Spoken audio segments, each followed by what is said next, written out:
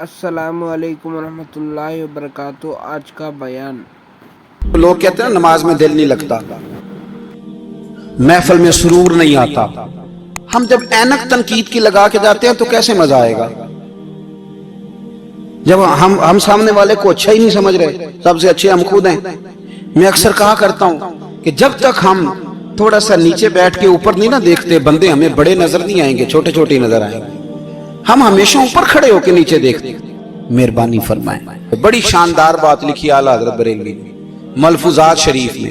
آپ فرماتے ہیں دو بڑے زبردست قاری تھے، تلفظ اچھا ہی ہونا چاہیے، لیکن اس کا یہ مطلب نہیں کہ پھر آپ سب پہ تنقید ہی کرتے رہے۔ اعلیٰ حضرت فرماتے ہیں دو قاریوں نے نا ایک بزرگ کے پیچھے نماز پڑھی، تو ان کے نا کچھ قواعد مستحب، کچھ قواعد ٹھیک نہیں تھے، تو کہنے لگے شہرت تو بڑی سنی تھی پر بابے کو تو قرآن بھی صحیح نہیں پڑھنا تھا۔ یہ اعلیٰ حضرت نے لکھا ہے، چھوڑو جو یہ بھی کو بلی ہے۔ فرماتے ہیں بس مستحب قواعد ٹھیک نہیں تھے، جو چیزیں ضروری ہیں وہ ٹھیک پڑھتے تھے بابا جی۔ اب ان دونوں نے تنقید کی دل میں، اور باہر نکل گئے ایک دوسرے سے کہنے لگے یار کتنا سوچ کے آئے تھے، پر یہ تو قرآن پاک بھی ٹھیک نہیں پڑھتے۔ اب موسم تھا تھوڑا سا ایسے ہی معتدل موسم تھا، نہ زیادہ گرمی تھی نہ زیادہ سردی تھی، قریب ایک جھیل تھی۔ کپڑے اتارے، تہمدیں باندھی اور جھیل میں گھس گئے نہانے کے لیے۔ ایک شیر آیا تو کپڑے اٹھا کے لے گیا۔ اب بندہ پانی میں کتنی کو دیر رہ سکتا ہے؟ موسم بھی معتدل تھا، بڑی گرمی میں بھی بندہ زیادہ نہیں رہ سکتا۔ ٹھٹھرنے لگے، پریشان ہو گئے، کانپنے لگے، جائیں تو کدھر جائیں، بڑے پریشان۔ اب شیر بیٹھا ہے سامنے اور پہاڑی کے اوپر وہ بیٹھا کپڑے لے کے۔ اعلیٰ حضرت فاضل بریلوی رحمۃ اللہ تعالی علیہ فرماتے ہیں کسی نے جا کے بزرگوں کو بتایا کہ وہ آپ کے مہمانوں کے کپڑے لے گیا شیر، تو ٹھٹھر رہے۔ وہ بزرگ آئے اور آ کے نا تو شیر کو آواز دی، اللہ ہر مشکل دی کنجی یارو ہاتھ مردان دے آئی۔ شیر کو آواز دی، کہنے لگے ادھر آئے نا۔ وہ آیا تو تھپکی دی۔ فاضل بریلوی نے حقوق والدین پہ لکھا، حقوق اولاد پہ لکھا، استاد کے حقوق پہ لکھا، شاگرد کے حقوق پہ لکھا۔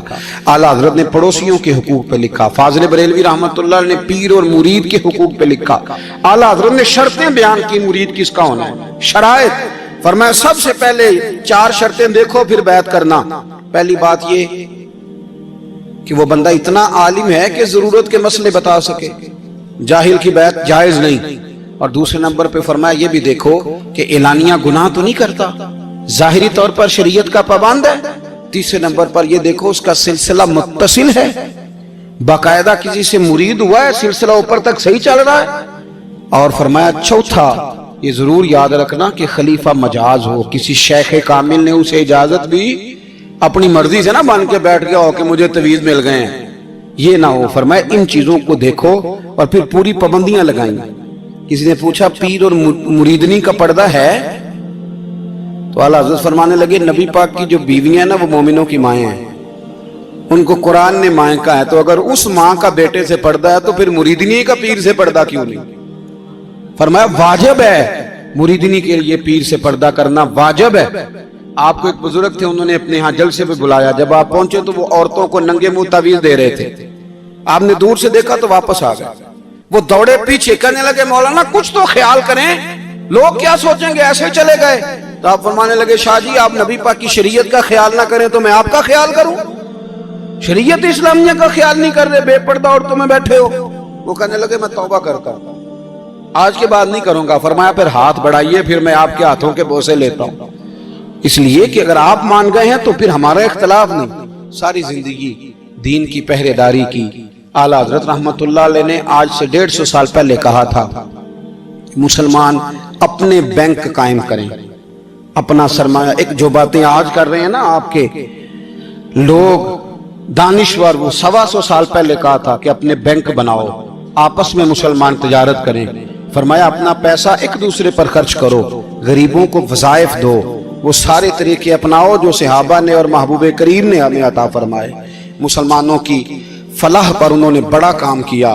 وہ زمانہ اقبال پہلے کہا کرتے تھے سارے جہاں سے اچھا ہندوستان ہمارا، پھر اللہ نے توفیق دی تو کہنے لگے نہیں خاص ہے ترکیب میں قوم رسول ہاشمی۔ اعلیٰ حضرت اسی زمانے سے کہہ رہے تھے نہیں بھائی، جو مصطفیٰ کے غلام ہیں ان کا منصب اور معیار الگ ہے، بڑی محبت سے زندگی گزاری، اللہ سے بڑا ڈرتے تھے۔ سید ایوب علی رضوی صاحب آپ کے خلیفہ ہیں، وہ کہتے ہیں ایک چھوٹا سا بچہ صبح صبح آ گیا، کہنے لگا حضور آپ کی کل دعوت کرنی آ جائیں گے؟ آپ نے فرمایا آ جاؤں گا۔ کہنے لگا میں یتیم ہوں، باپ میرا فوت ہو گیا اور میرا بڑے دل کرتا ہے آپ سے محبت ہو گئی۔ فرمایا کب آؤں؟ اس نے کہا کل آ جانا۔ کیا کھلاؤ گے؟ تو چنے کی دال اس نے جھولی میں ڈالی۔ کہنے لگا حضور میں لے آیا ہوں، رات کو بھگاؤں گا، کل آپ کو کھلاؤں گا۔ آپ بیمار رہتے تھے، دوپہر کو سوجی کے بسکٹ کھایا کرتے تھے۔ سید صاحب کہتے ہیں جب وہ جانے لگا تو اعلیٰ حضرت فرمانے لگے اگر اجازت دو تو ایک بندہ ساتھ لے آؤں؟ کہنے لگا لے آؤ۔ فرماتے ہیں اس کے گھر گئے تو اندر بیٹھنے کی جگہ بھی نہیں تھی۔ 1000 کتاب کے مصنف، لاکھوں کروڑوں مریدوں کے پیر، امت مسلمہ کتنے بڑے لیڈر، کہتے ہیں اس نے نا باہر گلی کے باہر دروازے کے باہر چٹائی بچھا دی۔ کہنے لگا حضور اندر جگہ نہیں ہے، میری اماں ہے اور آپ عورتوں سے بڑا پردہ کرتے ہیں۔ اعلیٰ حضرت باہر بیٹھ گئے زمین، اس کو کہتے ہیں لاجپال پیر۔ باہر بیٹھ گئے، وہ چنے کی دال لایا اور باجرے کی موٹی روٹیاں۔ آپ کو تکلیف رہتی تھی پیٹ میں، آپ وہ چیزیں استعمال نہیں کرتے تھے، پر 1.5 روٹی کھائی۔ کھانے کے بعد کہا جائیں؟ کہنے لگا نہیں میری اماں آگ جلا رہی ہے، چائے پی کے جانا۔ وہ چائے آئی، جو بندہ سڑک سے گزرتا حضور جہاں بیٹھنے فرمایا جاؤ کام کرو، دعوت ہماری ہے تمہاری نہیں، جاؤ اپنا کام کرو۔ وہاں بیٹھ کے کھانا کھایا۔ جب واپس نکلے تو اس بچے نے اجازت دی جائیے۔